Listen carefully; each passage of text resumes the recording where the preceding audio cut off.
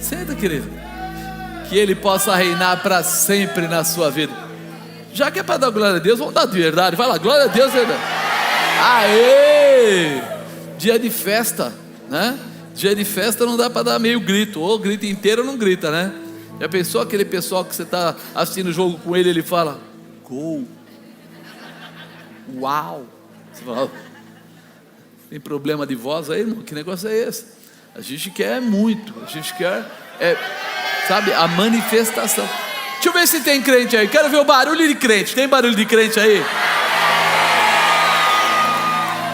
Ah, foi aí. Desculpa a honestidade, crente é barulhento. Crente que não é barulhento está com defeito de fabricação. É verdade. Não dá para brigar com o crente quando ele começa a dar aleluia, quando ele fica feliz, quando ele aumenta a voz e começa a falar de Jesus de uma forma mais incendiada, né? Mais animada, porque a gente sabe, o amor de Deus é tão grande que transborda de nós para fora. As pessoas recebem: apóstolo, mas será que não é falta de educação? Depende, pega alguém que está com câncer, cura ele e vê se ele grita e aí fala assim: não grita que é falta de educação. Vê se alguém que está morrendo e tem um restabelecimento, ou alguém que está 1 ano ou 2 desempregado, e você fala para ele assim: eu vou orar, e você ora em voz alta, bem alto, e depois ele arruma emprego no dia seguinte, se ele fica bravo. Eu falei, crente é louco, mano, crente é doido. Como diz aí a molecada, né? O bagulho é doido. Você tem que saber que com ele não tem parada não, meu. Com ele é assim, daí para mais, daí para menos não existe. É tão gostoso, né? A gente viu lá de repente no momento de oração com os servos, né? Depois que os encontristas foram jantar, e a gente falou assim: voltem às tal hora. Então ele falou: nós temos 1 hora e pouco, vamos acabar. E aí a gente foi acabar, e aí quando nós vimos já tinha passado quase 1 hora, e o povo falando em línguas e coisas do tipo. E aí você fala assim: quem é que perguntou para mim do jantar? Nenhum dos servos falou para mim assim: apóstolo, cuidado com o horário, olha o jantar. Ninguém queria nem saber do jantar. Todo mundo estava cheio da presença de Deus, cheio da manifestação do Espírito. O Senhor revelou, o Senhor falou, o Senhor fez tanta coisa. Aí você fala assim: o que quer dizer isso? Que nós fomos constituídos corpo, alma. Tem uma área da sua vida que precisa ser alimentada também. A gente compra roupa para ficar mais bonito, né? Eu sei que tem gente aí que nem precisa, já é bonito na natureza, não precisa nem da roupa, mas a gente compra a roupa para dar uma melhorada no look, né? Aquela coisa toda. E tem gente que estuda, né? Ele estuda para poder ter conhecimento, cultura, um bom pedreiro, um bom, sei lá, marceneiro, um bom alguma coisa aí, fazer bolo, né? Falando nisso, o Henrique, aquele que faz a percussão aqui, cadê o Henrique? Fugiu. Tchau. Está na escala. A esposa dele está aí? Deixa eu ver assim, porque a luz... está no balcão. Você ensinou ele a fazer um bolo tremendo. Mas saiu da tua origem. Veio da sua mãe para ele. Aquele menino não sabia, o pai dele falou que não sabia nem lavar copo, que usava copo descartável. Agora fez um bolo lá, que nós caímos que nem formiga em cima, comemos. Aí ele ficou olhando assim com aquela carinha: pera, calma. Aí ele falou: eu vou fazer outro. Aí ele fez outro no outro dia, e quando ele olhou, ele falou: não, eu fiz isso aqui para a pastora Silvana. Quando ele olhou, já tinha metade. Falei: amigão, se você quer guardar para a pastora Silvana, tira da mesa, porque o pessoal está nervoso. Então nós começamos a ver que o encontro, olha o sujeito ali, é que se você quiser um bolo realmente de Goiás, uma coisa mais linda, compra o sofá e ganha um bolo. Ele faz sofá também. Aí já disseram outro dia: não, eu compro o bolo e ganho o sofá, vamos mudar esse negócio. Mas na verdade ele se revelou lá, se revelou. Eu acho que ele vai até falar com o Marcelo lá, né, Marcelo, da Marília, né? De repente, uma receita nova. Não, foi bom demais. Eu falo assim: o encontro para vocês talvez seja um tempo para liberação, tal. Para nós é um tempo de fortalecimento. Os pastores, os servos, eles ficam por trás A gente não consegue dormir antes de 2, 3 horas da manhã. Mas por quê? Porque a gente termina, põe todo mundo para descansar, e aí a gente vai para a cozinha. Diz que é na cozinha que as coisas acontecem, né? A cozinha é um lugar sagrado, irmão. É ali, sabe quem ensinou isso para a gente? Jesus. Jesus, quando falava com os discípulos dele, sabe o que ele falava? Comendo. Ele pegou o peixe, o pão, colocou lá na brasa, começou a repartir. Enquanto ele estava ali, ele estava ensinando aquele pessoal, fazer milagre, fazer as coisas. E nós precisamos entender isso. O cristão também come, o cristão também precisa conversar, o cristão precisa falar. Por isso que nós criamos líderes, para vocês conversarem, para que eles possam ensinar, orientar, ouvir a sua necessidade, compartilhar, orar por você. Eu amo ficar junto com a equipe. Na verdade, eu acho que eu sou o pastor mais chulé que existe, porque eu estou sempre perto deles de alguma coisa. Se convidou lá, eles falaram, não vou fazer isso. Eu fico com aquela cara de cachorro perdido, né? Aí eles falaram, o senhor não quer ir? Eu falei, estou indo, já fui. Aí eles me põem na mesa e começam a trazer uma coisinha e outra. Come, né? A bispa gosta da bolachinha com a manteiga, não sei o que lá, o chá. Eu cheguei na mesa e falei assim, pessoal, hoje eu não vou comer nada. Isso foi na sexta-feira, né? Foi na sexta, mãe, que eu falei? Na sexta. Não vou comer nada, tá? Eu quero dormir em paz. O meu estômago vira de ponta cabeça de eu comer tanta coisa na hora de dormir. Então, hoje eu não vou comer nada. Aí a pastora Suzy falou assim, o senhor não vai comer nem um caldinho? Tem um caldinho aí que a gente fez. Eu falei, não. E eu estava naquele não. Eu sentei só com a bispa. Aí falou, então toma um chá. Olha o nome do chá, capim santo. Aí eu falei assim, pessoal, vocês estão perdendo a noção. Santo é Jesus Cristo, santo é coisa, não tem esse negócio de capim ser santo, que coisa. Aí falaram, não, mas é assim que se fala, tá bom. Eu falei, não quero. Aí come, não quero. Aí vieram com um bolo lá, não quero. Daqui a pouco, meu irmão, o inimigo se manifestou. Eu comi o caldo, comi a bolacha, comi o chá, tomei Coca-Cola, fiz tudo que tinha direito. Eu falei, caramba, eu estava me controlando. Isso é ser crente, é estar junto, é compartilhar. A gente não ataca um outro, a gente não xinga, nós estamos lá para ser irmãos. E eu espero que quando nós chegarmos no céu, todo mundo sente na mesma nuvem, e todo mundo coma do mesmo maná e receba da mesma promessa das coisas, sabe, Deus falando conosco. E por que não posso começar aqui na terra, se a promessa vai para o céu? Por que você não pode convidar esse irmão aí do lado para tomar um café, para conversar com você, para compartilhar da graça? Por que você não... Sabe, o pastor Fabinho, ele gosta de levar a gente lá na cantina, lá para tomar café. Por que vocês não podem chegar e falar assim, eu quero também, hoje você não paga, pago eu. Pagar café todo dia é caro, pagar café um dia não é caro. Amém, irmãos? Isso é só a palavra de coinonia, de comunhão, de ligação, né? De intimidade, de proximidade. Nós precisamos estar próximos.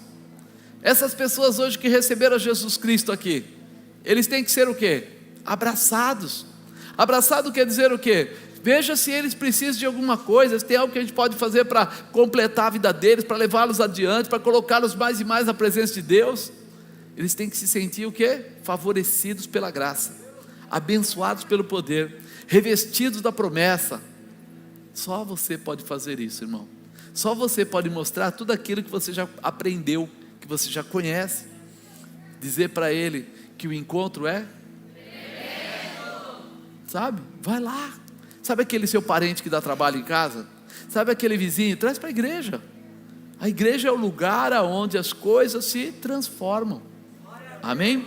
Mas eu queria falar hoje com você um tema bem peculiar.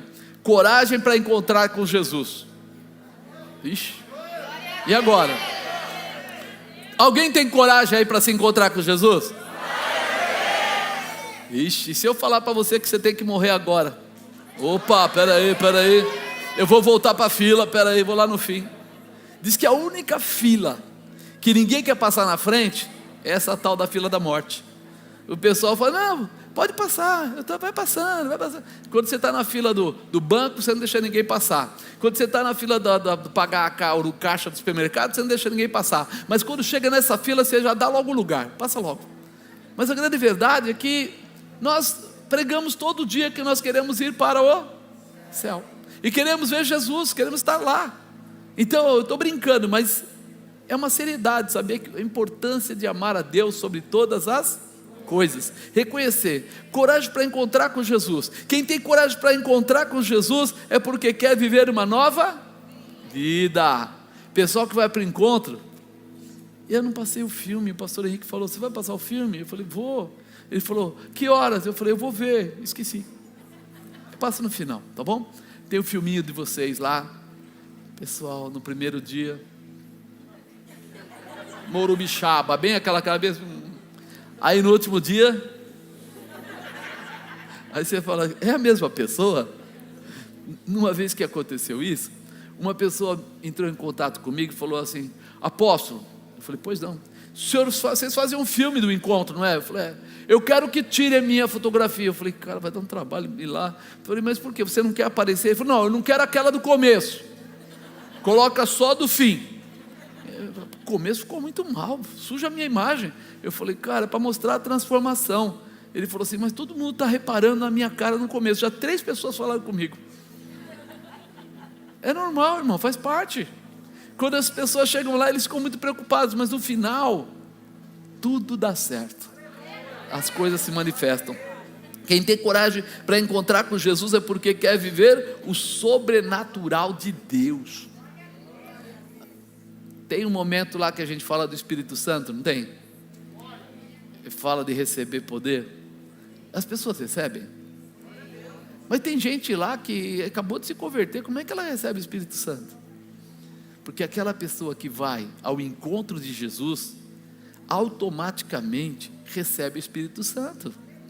Tem gente que não recebe porque não entendeu, mas ali ele consegue entender, e ele acaba falando em línguas, ele acaba às vezes, recebendo uma unção poderosa. Por quê? Porque ao longo do caminho ele vai compreendendo. E hoje nós precisamos entender isso. Quem tem coragem para encontrar com Jesus é porque quer viver essa nova vida, é porque quer viver o sobrenatural. Quem tem coragem para esse encontro quer vencer as tempestades que acontecem na sua vida. Ele vai vencer, ele sabe que existe uma saída estratégica para isso. Vocês lembram quando os discípulos estavam no barco? Jesus estava no barco, Jesus estava dormindo no barco, e começou uma tempestade lá, e as ondas açoitavam o barco, e o barco queria virar, e eles viram que não conseguiam controlar, correram lá, foram acordar Jesus, Jesus, Jesus, acorda, acorda. E ele acordou e falou, o que foi? Tempestade, o senhor não percebe que nós vamos morrer? Ele olhou para eles, levantou, chamou eles de homens de pouca. Ele viu a tempestade? O que você acha? Jesus viu a tempestade? Com certeza ele viu a tempestade, com certeza ele enxergou o vento, mas ele queria que eles enxergassem o seguinte, que ele estava no barco, e aonde Jesus está, a tempestade tem que parar. A tempestade não comanda aonde Jesus está, ela comanda onde Jesus não está. E aí começa uma mudança radical de visão. Espera aí, eu agora tenho coragem para encontrar com Jesus, porque o comando dele vai fazer parte da minha vida. Eu vou viver isso de uma forma especial, porque nós sabemos que depois que a gente nasce, acontece uma coisa interessante. Algumas coisas são boas, outras coisas não são tão boas, e outras coisas são muito ruins. Sim ou não? Acontece. E quando essas coisas não tão boas e as ruins acontecem, é interessante, a gente percebe que ter uma vida abençoada não é um dia, é uma sequência de dias. Mas em cada situação, por mais difícil que seja, eu lembro que tem alguém lutando por mim. Quem é esse alguém? Jesus. Ele pagou o preço da nossa transformação. Ele fala assim, filhinhos, no mundo tereis aflições, mas tende bom ânimo, porque eu e vós vencereis também. Então eu começo a entender que Ele tem o controle de tudo, mas Ele quer que você esteja com Ele, para que a vitória dEle esteja em você. Você entende isso? Você entra com Ele e a vitória dEle assume a tua vida. E isso precisa ficar muito claro, né? É muito importante você entender isso. A diferença será como nós vamos passar cada uma das nossas dificuldades ou ações ou realizações Você escolhe, porque existem as situações que aparecem sem nem mesmo ter escolhido ou provocado. Quantas dificuldades aparecem você nem sabe? Apareceu de repente. Quer ver? Alguém espera que o pneu vai furar? Mas ele fura. E quando ele fura, o que você faz? Vende o carro. Mas você não vende o carro, você troca o pneu. Por quê? Por que você prefere trocar o pneu do que vender o carro? Porque é uma área com problema. O carro para. Muitas vezes a vida da gente para por um problema. Mas nós sabemos que a nossa vida vale mais do que o problema. Por isso nós consertamos o pneu. Por isso nós consertamos aquele problema ou aquela área, para que a nossa vida continue. E isso precisa estar no nosso coração. É isso que Jesus nos dá claramente, a identidade. Sabe aquela história? Quando fura o pneu, você normalmente vai até o porta-mala ou em algum lugar do carro onde tem um step, um outro pneu. Mas por que tem aquele outro pneu? Como uma previsão de situação de dificuldade. Eu espero que, se acontecer, eu tenho como resolver. Eu começo a viver com Cristo, eu começo a viver, buscar em Jesus, conhecer Jesus. Por quê? Porque eu estou prevenido para qualquer dificuldade, para qualquer área, né? É o tal do seguro. Se você de repente quebrar a chave ou perder a chave, está no meio da rua, liga lá, vem um rapaz com a moto, para do seu lado, ajuda você a abrir o carro, faz outra chave se precisar. É uma prevenção. E nós muitas vezes temos a falta de coragem, de determinação, de buscar Jesus, que é realmente aquele que pode mudar a nossa história, que pode mudar a nossa vida, que pode trazer a condição de você ter uma diferenciação em tudo que fizer. Eu gosto de lembrar que as suas escolhas é que definem o seu futuro. Diga: minhas escolhas definem o meu futuro. Ninguém dá valor para convênio médico, para seguro de carro, até o dia que ele precisa. Sim ou não? O dia que ele precisa, que ele vai saber: não, eu fiz um seguro aí, cara, esse seguro que você está fazendo é caro demais, eu fiz é baratinho. Aí o dia que ele precisa do seguro, e ele vai colocar o seguro para funcionar, e aí o cara fala assim: não, mas isso só funciona às tal hora, não, só se tiver a 10 quilômetros da sua casa, mas só se isso, só se aquilo, quer dizer, o seguro que você fez não vale nada.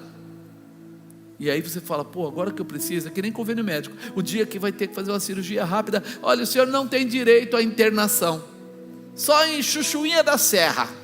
Eu estou morrendo. Pois é, o senhor vai morrer no caminho, mas lá tem. Aí você fala: que droga de convênio que eu fiz, eu estou pagando esse negócio e o dia que eu preciso eu não posso usar. É assim. Muita gente começa a viver uma espiritualidade falha, quebra galho, religiões pagãs e fora do propósito de Deus, fora da Bíblia. E aí o dia que as coisas começam a acontecer ruins mesmo, ele não consegue mudar. Por quê? Porque ele está no caminho errado. É por isso que eu falo: se Jesus Cristo é o caminho, a verdade e a vida, quem é que tem que estar na minha vida? Jesus. Se Ele é a porta de entrada, se Ele é a razão da mudança, se Ele é o poder da transformação, se Ele é a liberação pura de uma vida transformada. Eu falo: olha, tem horas que as pessoas ficam preocupadas com o emprego. Eu conheci várias pessoas, né, que trabalhavam com vendas e tal, então tinha horário e ficava até tarde, e isso, e aquilo, e aquilo, e aquilo. Um dia a empresa mudou de ideia, falou: meu amigo, não preciso mais do seu trabalho, agradeço muito por todo o tempo que você trabalhou, mas peraí, eu tenho filho, eu tenho isso, eu tenho aquilo. O cara falou: você não entendeu, não é mais necessário. Ele falou: 03, pede para sair, acabou, fora.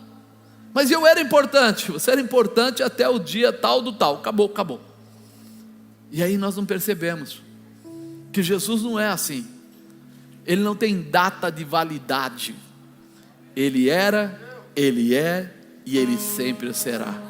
Ele está na sua vida para mudar a sua história. Quando? Sempre.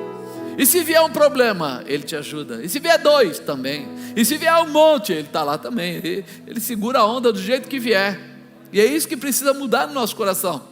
a convicção de quem é que tem que estar conosco. Eu preciso ter essa coragem de negar coisas do mundo para aceitar as coisas de Deus. Por isso que tem que ter coragem, porque o mundo vai te infernizar, o mundo vai te colocar situações, fica na igreja, você vai ver se você vai ter dinheiro para pagar o aluguel. Se você aceitar essa condição, uma pessoa falar isso para você, já tem que falar para ele na boa: para trás de mim, Satanás, porque o meu Deus, segundo as suas riquezas, suprirá todas as minhas necessidades em glória. Hoje de manhã nós demos um testemunho aqui do Felipe, o filho do nosso irmão pastor Ricardo, e ele estava contando que ele fez 18 anos, então ele se conscientizou que era o momento certo, ele precisava da faculdade e precisava de um emprego, e ele orou. O pai dele foi lá, arrumou uma bolsa de estudo, está fazendo a faculdade com bolsa, e depois arrumou emprego ainda. Existe uma promessa de Deus na vida daquele que crê. Ele viveu, ele mudou o caminho dele, ele foi um jovem que se habilitou para ser fiel a Deus, abriu mão de certos comportamentos, de certas coisas, para poder andar no caminho do Senhor. E Deus faz o quê? Responde. Deus responde. E isso precisa entrar no nosso coração, mas você tem que ter coragem como ele, de dizer não para algumas coisas, não para alguns comportamentos, não para alguns relacionamentos. Mas para quê? Para que Deus possa olhar para você e dizer: eu estou em você, eu estou em você, você está em mim. Nós temos uma comunhão, uma identidade.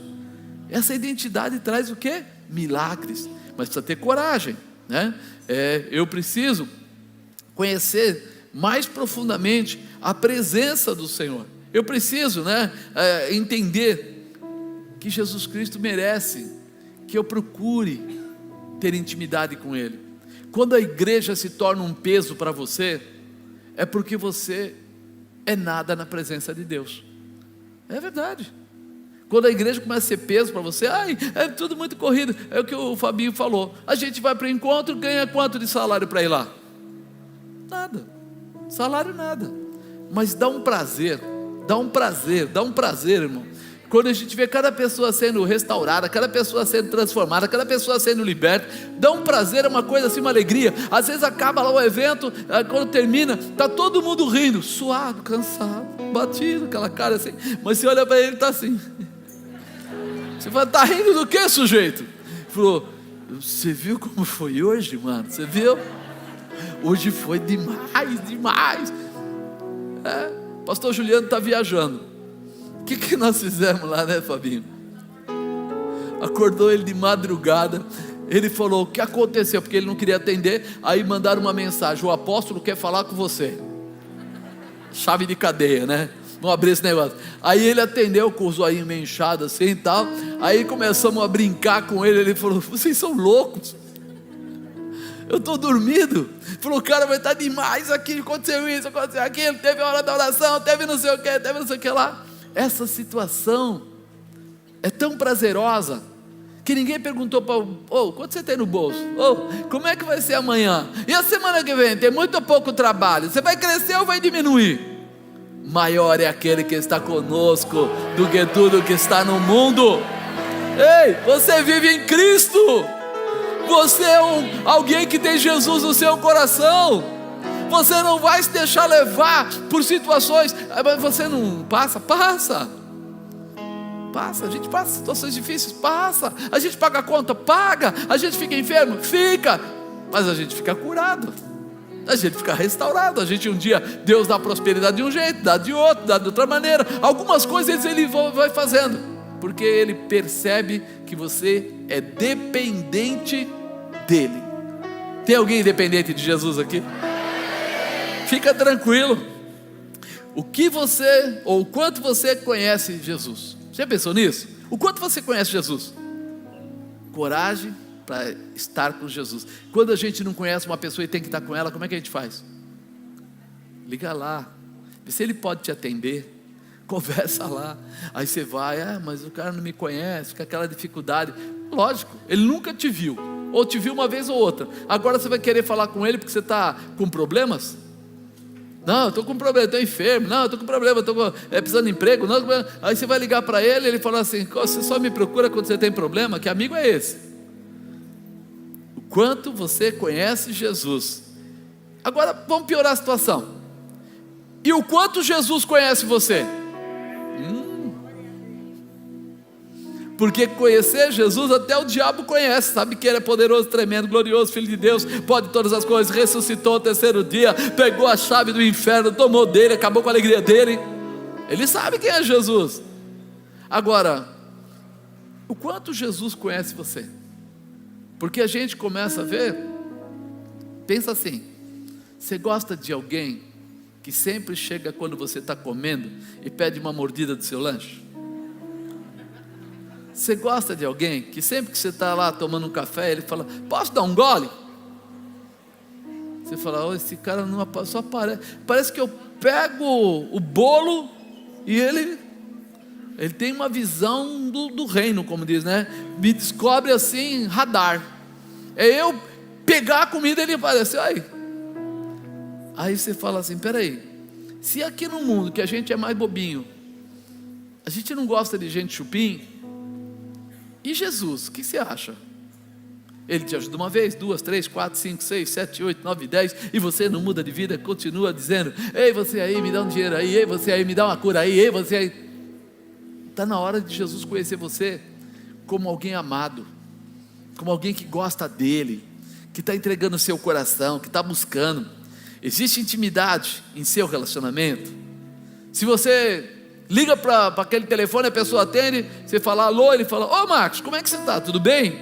Porque já conhece até a sua voz. Existe intimidade na sua fala com Deus? Quando você vai falar com ele, você fala assim: ixi, hoje eu tenho um problema para resolver, eu preciso orar, eu vou ficar 1 hora hoje orando, porque eu tenho a noite. Ou você é daquele que ora todo dia 1 hora, e quando tiver que falar com ele, não precisa se preparar coisa nenhuma, você já está preparado, você já tem intimidade, já está pronto. Isso é importante. Se não existe, está na hora de você provocar intimidade, porque Jesus sempre responde a estas provocações da intimidade, do poder. Deixa eu ler uma palavra para você aqui, para ser mais rápido.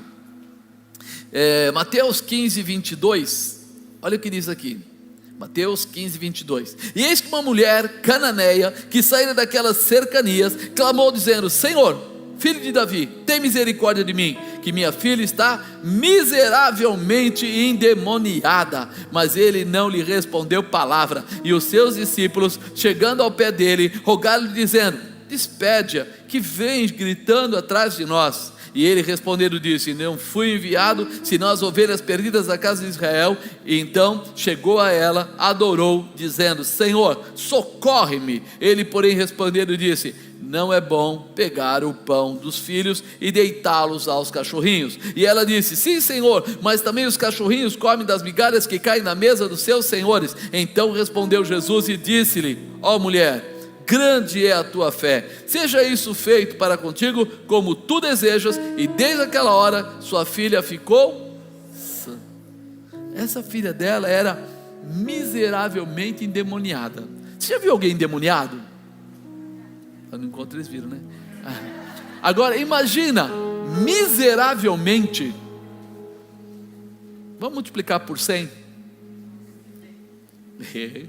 Feio, né? Tem gente que quando fica endemoniada, ela vem com a legião, não, é logo uma pancada, né? A gente viu isso na igreja primeira que eu congreguei. Um rapaz sozinho, ele levou, sabe aqueles bancos de madeira que cabe 8 pessoas, 10 pessoas, aqueles bancos grandão, que para levantar precisa de 2, 3 homens pelo menos, para levantar. Ele levou uns 8 assim, empurrando, até lá para trás, só um cara endemoniado. Eu acho que era esse cara aí, o miseravelmente endemoniado. Meu irmão, foram querer segurar ele, ele jogou um para um lado, jogou outro para o outro, foi esparrando, até que alguém gritou. E nessa época aí eu era novo, não era muito bem treinado nessa área, eu só olhando o circo pegando fogo. E aí alguém gritou: não é na força, é na unção. O que ele estava dizendo? Vocês estão querendo guerrear com espírito, com o braço? É na autoridade do nome de Jesus. E aí alguém deu uma voz de comando, pá, parou, de joelho, E a pessoa se pôs de joelho. Aí você fala, nossa, tinha 4, 5 segurando, não aguentaram. Dá uma voz de comando e o sujeito ajoelha na hora. Esse é o poder que nós vemos aqui. E a menina ficou sã na hora. Eita, coragem para andar com Jesus, porque quando Ele está presente, né, esse encontro com Jesus, Ele muda tudo. Onde você está disposto a fazer, ou o que você está disposto a fazer para ter um encontro com Jesus? O que você está disposto a fazer para ter um encontro com Jesus? Pensa aí. Deixa eu falar para você agora, mediante essa palavra. Primeiro, buscar. Está disposto a buscar Jesus? Sim ou não? Se você me ajudar a pregar, eu vou mais rápido. E eis que uma mulher cananeia que saiu daquelas cercanias clamou dizendo: Senhor, filho de Davi, tem misericórdia de mim, que minha filha está miseravelmente endemoniada. A mulher cananeia reconheceu em Jesus a autoridade constituída da parte de Deus para ajudá-la com a sua filha. Só que os cananeus não tinham uma boa ligação com os judeus, não eram bem relacionados. Acho que se você voltar lá atrás, você vai lembrar que Abraão recebeu uma promessa, que eles iam para Canaã, a terra que manava leite e passou o tempo, e chegou o tempo, e aí de repente Josué vai até lá e toma aquela terra. Mas quando Josué toma aquela terra, numa das áreas lá tinha um povo, né, que morava lá, os cananeus. E quando ele foi lá, ele não pediu licença, ele não comprou a terra, ele guerreou e foi vencendo. Então aquele povo via o povo judeu como? Com amor. Você vai lá e toma a terra dele e fica tudo bem? Ele sempre olha para você, esse pessoal não é legal. E aí essa mulher, apesar de não ter um bom relacionamento como cananeus e judeus, mas ela tinha uma coisa, ela reconheceu aquele Jesus, realmente ele é um grande profeta, e dizem que ele é o Filho de Deus, e ele tem um poder para realmente libertar. Demônios não se põem com ele, enfermidade não se põe com ele. Então ela faz o quê? Ela vai em busca desse Jesus. Ela vai em busca. Eis que a mulher saíra das cercanias, clamou dizendo. E quando ela chega lá, a primeira coisa que ela faz é clamar. Então quem busca tem que saber que existe algumas coisas para fazer. A primeira coisa é clamar. Se você está buscando Jesus, não adianta você falar: eu vou fazer uma busca lá para Jesus. O que você vai fazer? Eu vou dormir. Não vai funcionar. Não, eu vou de repente comprar uma roupa nova. Não vai funcionar. Vou comprar 20 Bíblias. Não vai funcionar. Eu vou clamar. Vai funcionar.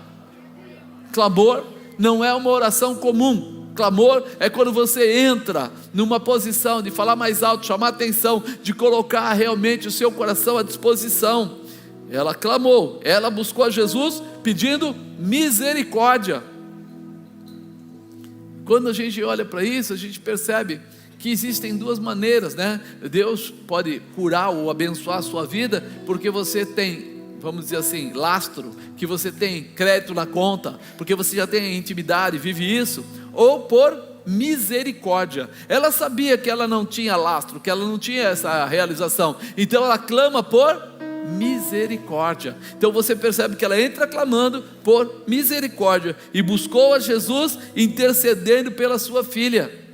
Olha que coisa interessante, a oração. Se você pegar livros de oração, você vai ver que a oração que Jesus, que Deus mais se agrada, é a oração intercessória. Quando você está orando por outra pessoa que não seja por você, e que você não vai tirar proveito dessa situação.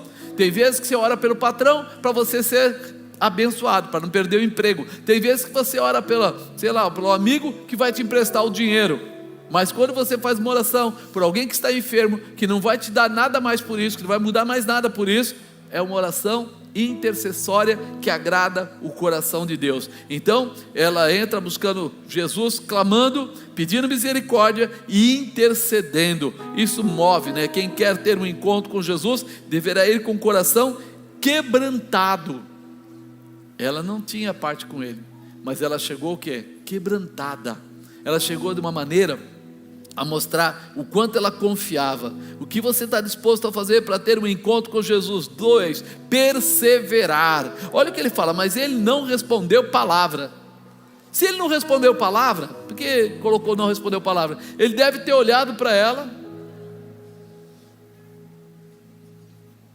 Se tem uma coisa que mexe com a gente, é isso, né? Quando você está falando, você está falando lá, e a pessoa olha para você e fala, e não te diz nada. Tem mulher que quase mata o marido por isso. Eu falo, sabe o que ele faz? Olha e continua. Eu xingo ele, e ele olha e continua. Aí a mulher fala assim, não, tem que matar esse miserável, porque ele não faz nada. Isso é um estilo do ser humano chamado homem, ele tem muito disso. Ou ele briga tudo, ou ele não briga mais nada. Ele fica só assim, ele olha, aí ele ouve, e daí ele fala, não vou nem responder, que se eu responder vai piorar. Ela vai atrapalhar o jogo de futebol que está na televisão. Ela não vai deixar eu ver o jornal. Então é melhor deixar ela falar e eu fico olhando só. Olha para a televisão, olha para ela, televisão, para ela, para televisão. Aí aquilo deixa a mulher assim, invocada.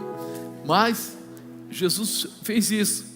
Ele não respondeu palavra. Os discípulos, chegando ao pé dele, rogaram, dizendo, despede a que vem gritando atrás de nós. Ele queria dizer assim, aqueles discípulos queriam dizer assim, ou o Senhor cura, ou o Senhor manda ela embora, faz alguma coisa. Até parece que Jesus ia ouvir eles assim, né? E é só porque eles estão falando. E ele respondendo, disse, eu não fui enviado senão as ovelhas perdidas da casa de Israel. O que você faria nessa hora? Falando sério, de verdade, não fica maquinando coisa ruim não. Você ia embora, eu não ia. Se você chegasse aqui, o AP, o seu apóstolo, o senhor pode orar por mim? Falou, irmã, vou falar uma coisa para você, eu não tenho tempo não, eu estou ocupado com meus pastores, minha turma, então você faz o seguinte, não vai dar. O que você faria? Vou embora dessa igreja miserável, que o fogo do Senhor te consuma, queime o teu pé, tua cabeça, a tua orelha, né? Ela não fez isso não, irmão, ela perseverou. Ela não foi embora. Muitos de nós nos desanimamos e desacreditamos da misericórdia de Deus para conosco quando as coisas ficam complicadas. Quantas pessoas preferem desacreditar? Não é mais fácil? Fala a verdade. É muito mais fácil desacreditar. É muito mais fácil deixar para lá. É muito mais fácil abandonar. Mas aí você tem um propósito, e o propósito não vai acontecer. Eu imagino assim, você começa um trabalho, vai de vendas. Você vai no primeiro cliente, ele fala para você, não preciso. Você vai no segundo, ele diz para você, não preciso. Você vai no terceiro, ele diz para você, não preciso. O que você faz? Tem gente que fala assim, não vou mais em lugar nenhum. Meu irmão tinha um jeito muito engraçado. A gente vendia, trabalhava junto em vendas, eu era jovenzinho, e ele falava assim, vamos lá, vamos. Seu fulano, o senhor precisa de alguma coisa? Era loja, né? Aí o cara falava assim, não, hoje eu não preciso de nada. Bacana, ele ia na outra. Seu fulano, o senhor precisa de alguma coisa? Ele falava, não, não preciso de nada. Aí ele ia na terceira, você precisa, não, Marcos, hoje não é dia de trabalhar, vamos embora. Me levava para casa esse desenho, mostra esse desenho. Eu ficava louco, eu falava, mas cara, que não é possível, pelo menos 8 horas a gente tem que trabalhar. Você trabalhou 1h30 e já tem... Mas não adianta, hoje não é dia. O dia que ele vendia de manhã, assim, primeira coisa, sabe o que ele fazia? Aí ele não queria voltar para casa, não tinha almoço, não tinha café da tarde, não tinha nada. Eu com o estômago mordendo o pulmão, né? Ele começou a agarrar lá atrás, e eu falava assim, a gente não vai comer? Ele falou assim, nem tenta, hoje é o dia que nós estamos vendendo, esquece comida, esquece tudo. Eu chegava até atrasado na escola à noite, ele não queria voltar para casa. Eu falava, onde será que ele achou essa filosofia dele? Mas era dele, e nós muitas vezes temos esse hábito. Deu certo para um, deu certo para outro, aí eu tento, não consegui, eu paro, largo, deixo para lá. Está na hora de nós perseverarmos, acreditarmos. Se o Senhor te deu uma palavra profética, vai acontecer. Disseram que você não pode comprar, e Deus falou, compra sem dinheiro, vai acontecer. Eu tenho que escolher acreditar, não é verdade? Eu preciso perseverar. Mas Jesus, pelo seu imenso amor, pode simplesmente nos perdoar de todos os pecados, liberando sobre nós toda sorte de bênçãos. Tem horas que a pessoa fala assim, mas eu sou pecador, eu sou errado, não dá para mim, eu não sou que nem você. Você de repente vai na igreja, mas nem na igreja vou. Essa mulher entrou na misericórdia, ela entrou pedindo misericórdia. Você lembra daquele cego, Bartimeu? Alguém conheceu o Bartimeu? Nunca vi ninguém chamado Bartimeu, você já viu? Nunca vi, sério mesmo, você viu? Nunca vi, cara, Bartimeu. Aí de repente a Bíblia diz que o Bartimeu, ele começou a gritar: filho de Davi, tem? Ele falou: filho de Davi, eu também quero viver o poder que está não sei o que lá, eu também acredito que Deus tem misericórdia de mim. E sabe o que Jesus fez? Mudou o caminho dele, foi até lá, chegou para ele e foi perguntar o que ele queria que fosse feito para ele. E ele só estava falando isso: filho de Davi, tem misericórdia de mim, filho de Davi, tem misericórdia de mim. Você já pensou você ficar orando isso?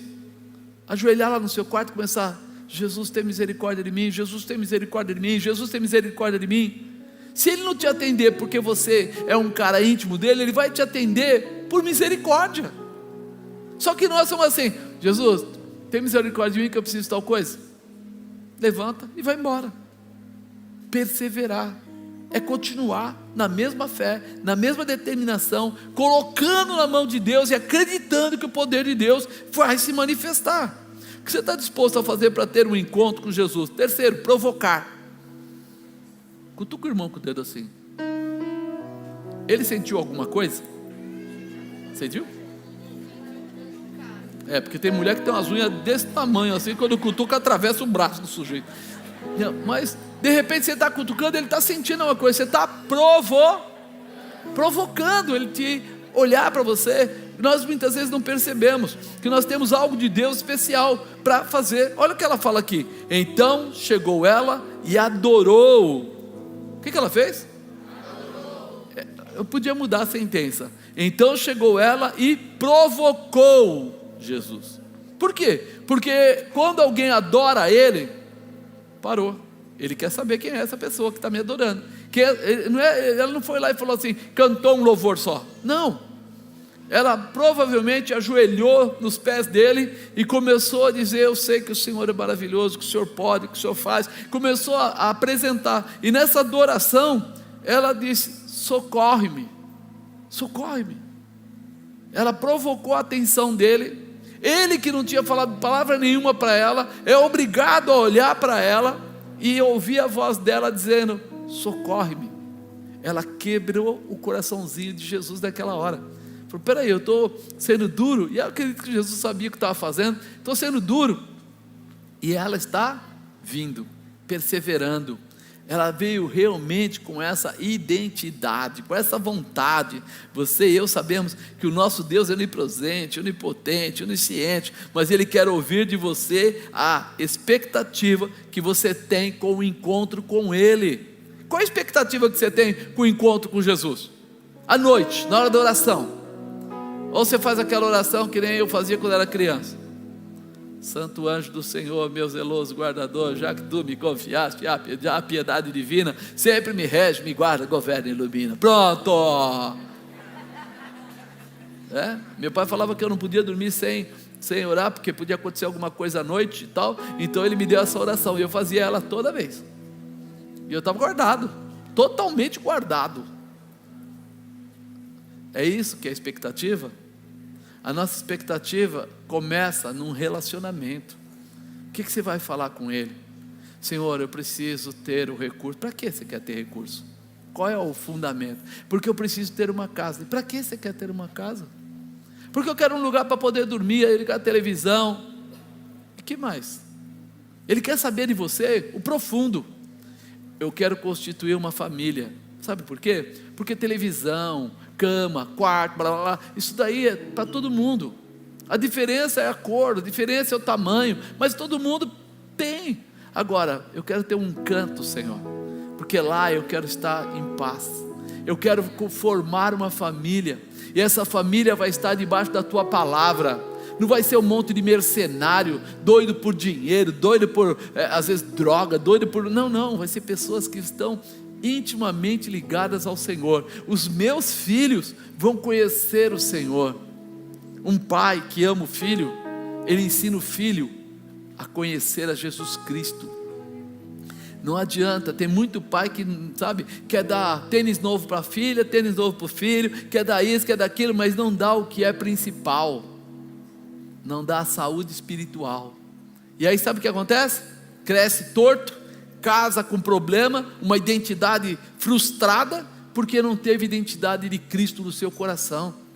E aí você fala assim: como eu vou ajudar essa pessoa? Você vai ter que fazer o que você não fez em todo o tempo que ele cresceu, de uma vez só.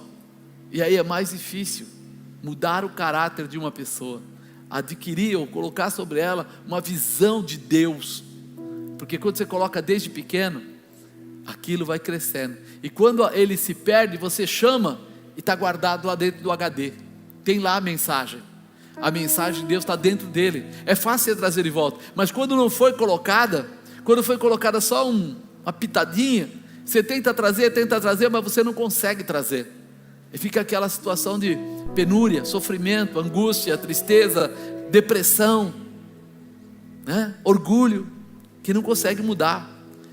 Aqui ela ensina a gente como provocar, adorar.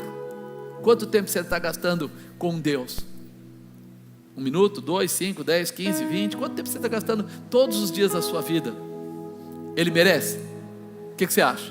Jesus merece seu tempo? Então comece a pensar, você precisa provocá-lo, provocar um encontro com Jesus. Ela adorou a Jesus, ela declarou a sua fé em Jesus, ela declarou a fé, porque ela foi até lá para adorá-lo, e ninguém adora algo que não acredita. Ela adorou porque ela acreditava, ele pode, ele vai, ele tem como fazer um milagre, ele pode expulsar esse demônio da vida da minha filha, ele pode curá-la. Por isso ela adorou, ela demonstrou fé, e ela demonstrou pedindo o quê? Socorro. Acredito, o Senhor pode, faz, Senhor. É como se ela estivesse dizendo: Jesus, eu sei que este encontro vai mudar a minha vida. Será que quando você foi para o encontro face a face você falou isso? Talvez não, mas agora que você voltou, você pode falar isso? Fala: esse encontro vai mudar a minha vida. A partir de agora, outra pessoa. Sabe por quê? Não é só pelo que aconteceu lá, é o que a partir de agora você sabe fazer para que continue acontecendo. É por isso que tem uma frase que a gente fala: o encontro só está. O pessoal começou o encontro, a gente fala para as pessoas: o encontro só está começando. Ele fala: ah, tá. Aí no outro dia de manhã: o encontro só está começando. Ele: ah, tá. Aí no hora do almoço: o encontro só está começando. Caramba, que negócio é esse? Porque o encontro, ele não para nunca. Amanhã de manhã você tem outro encontro com Deus, depois de noite outro encontro, e amanhã, terça e quarta e quinta e sexta e sábado, e a semana que vem, o mês que vem, o ano que vem, todo dia você tem um encontro. Por isso esse encontro só está começando. É isso que nós precisamos entender. O que você está disposto a fazer para ter um encontro com Jesus? Quarto, se humilhar. Humilhação.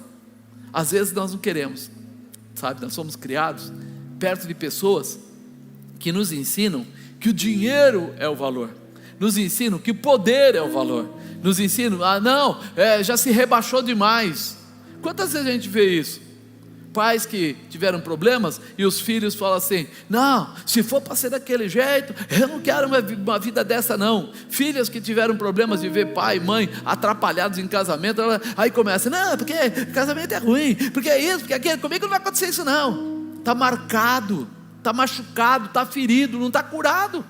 E aí nós olhamos para eles e falamos assim: peraí, a primeira coisa é entregar a sua vida para Jesus, para liberar isso tudo. E entregar para Jesus não é só aquele momento que você recebeu a Jesus, mas é dali em diante começar a falar: Jesus, tudo que eu fizer vai estar debaixo do teu cuidado. A partir de agora eu vou seguir os teus preceitos, vou identificar minha vida, não pelo meu pai, pela minha mãe, não pelas coisas que eu aprendi, mas pelo que o Senhor me ensinou. Novo tempo, valorização, honra, são princípios, eu vou crescer nisso. Ele, porém, respondendo, disse: não é bom pegar o pão dos filhos e deitá-lo aos cachorrinhos. Caramba, e aí? O que você fazia nessa hora? Latia? Ele falou aqui, não é bom pegar o pão dos filhos e deitá-lo aos cachorrinhos. Ela disse: sim, Senhor. Ela latiu.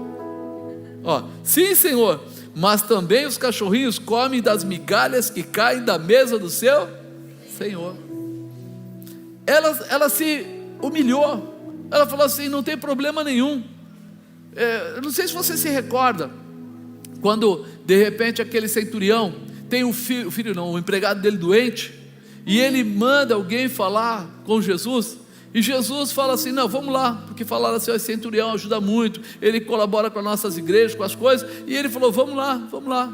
E quando ele está chegando perto da casa do centurião, o centurião manda uma mensagem para ele: não sou digno que entres debaixo do meu telhado, mas diga apenas uma palavra, meu criado será curado.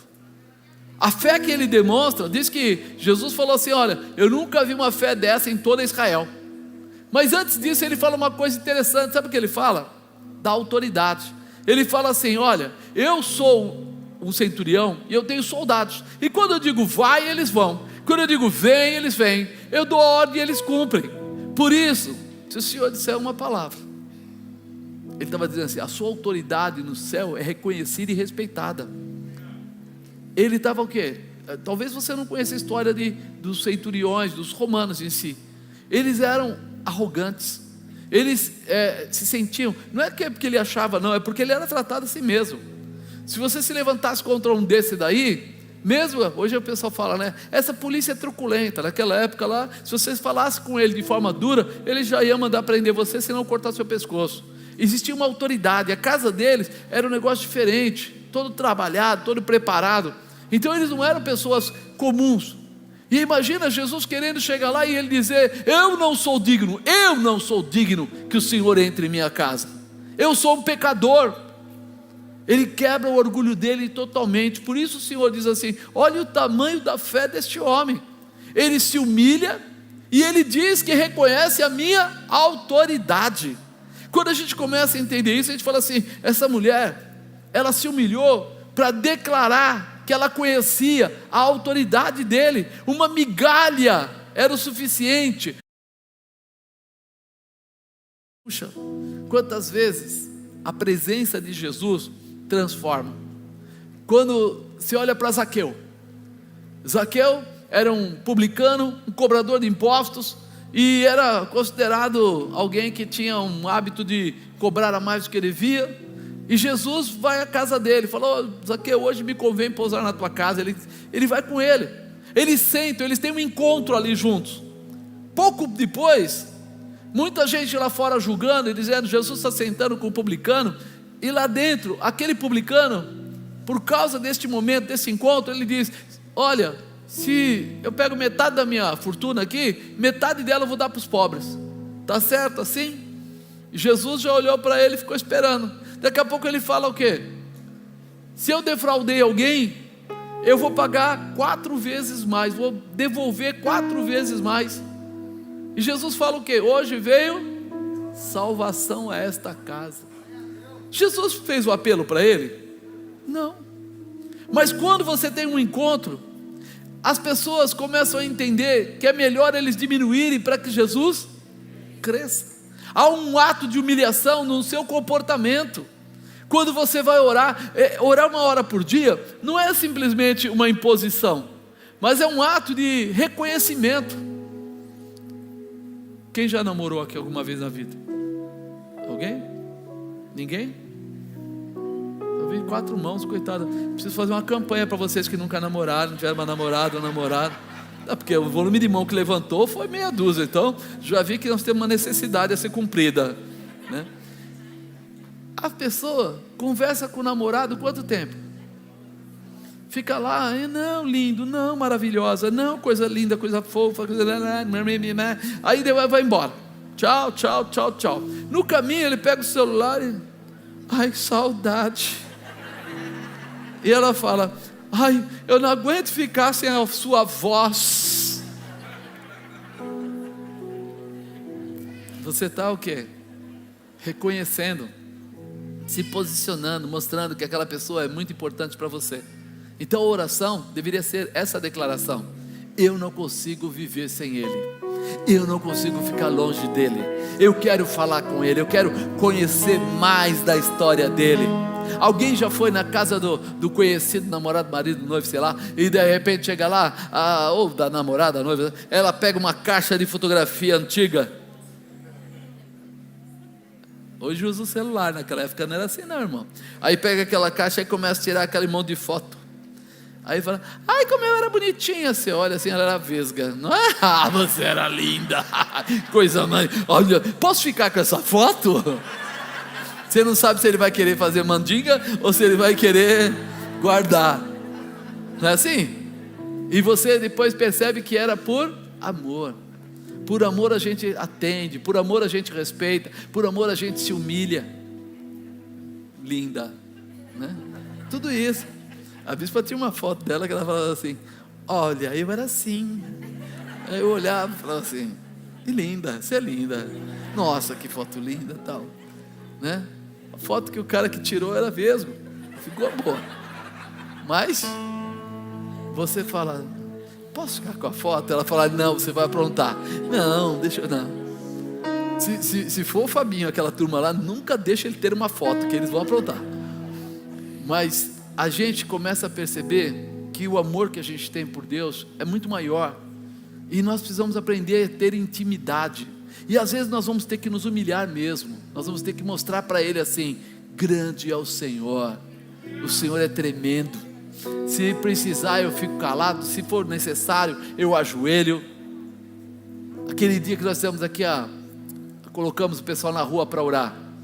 Desculpa, irmão, eu não consigo ficar de pé. Se eu vou falar com Deus, não importa se é na rua, onde tiver eu tenho que ajoelhar. Eu posso, mas aí não é lugar. Aqui não é lugar, irmão. Todo lugar é lugar de se humilhar na presença do Senhor. Todo lugar é lugar de se entregar ao Senhor. E as pessoas, deixa as pessoas para lá. Eu me humilho na frente das pessoas quando for para Deus. Mas não faço isso por homens. Mas para Deus eu faço. Por quê? Porque Ele merece toda a honra, toda a glória e todo o louvor. Ele é o Senhor. Por isso que lá em João 3,30 fala, necessário é que eu diminua e Ele cresça. Quinto e último, né? O que você está disposto a fazer para ter um encontro com Jesus? Então respondeu Jesus e disse, ó mulher, grande é a tua fé, seja isso feito para contigo como tu desejas. E desde aquela hora sua filha ficou. Mas ela não estava miseravelmente endemoniada? Você reparou? Jesus pôs a mão. Olha o que ele fala, ó mulher, grande é a tua fé, seja feito isso para contigo como tu desejas. Ele nem falou assim, não existe nem necessidade de eu fazer mais nada. Por quê? Porque ela fez o quê? Ela buscou, ela perseverou, ela provocou, ela se humilhou, ela entrou na dimensão sobrenatural. Ela foi realmente numa dimensão que ela nem percebeu, mas ela foi vazando essa dimensão ao ponto que Jesus falou assim, não precisa fazer mais nada, a liberação já está feita, o poder já está declarado, você já conseguiu realmente provocar uma situação de mudança. E às vezes você tenta tudo com o seu braço, com a sua grande excelência, sabedoria, procura oração na esquerda, procura oração na direita, diz que precisa muito de dinheiro, disso e daquilo, mas você esquece que Jesus, Ele pode mudar toda a tua história de uma só vez. Ele pode, quando você entender que Ele é o Senhor da sua vida. Quando a gente olha para isso, a gente fala, puxa vida, a Bíblia diz que sem fé é impossível agradar a... Então se eu pegar essa palavra e inverter ela, quer dizer que Deus gosta de ver fé em nós. Deus se agrada, se alegra de ver você com fé, acreditar nele, buscar nele a razão e a resposta. Tua força acaba, equipamentos acabam. Todo dia sai equipamento novo, você vai lá, o celular, hoje é o 7, o 8, o 9, o 10, o 11, o 12, agora está no 13. O que aconteceu? Aí a pessoa, não, eu tenho que ter um 14, um 16, um 17, ele faz alguma coisa diferente? Não, mais ou menos a mesma coisa. Você vai trabalhar com sistemas, fotos, coisas caras? Não, para que você precisa de tudo isso? Aí você começa a perceber quantas vezes nós estamos agindo mais por orgulho do que por razão. Nós tomamos atitudes que satisfazem a nossa carne, mas o que muda a tua vida não é a carne, é o Espírito. E aí a tua carne tem que ficar submissa ao Espírito. Conhecer quem é esse Deus lindo, né? Ó, mulher, grande é a tua. Olha para alguém do lado e fala: tua fé é grande? Fala: se tua fé é grande, o poder de Deus vai se manifestar em você. Grande é a tua fé, seja isso feito para contigo como tu desejas.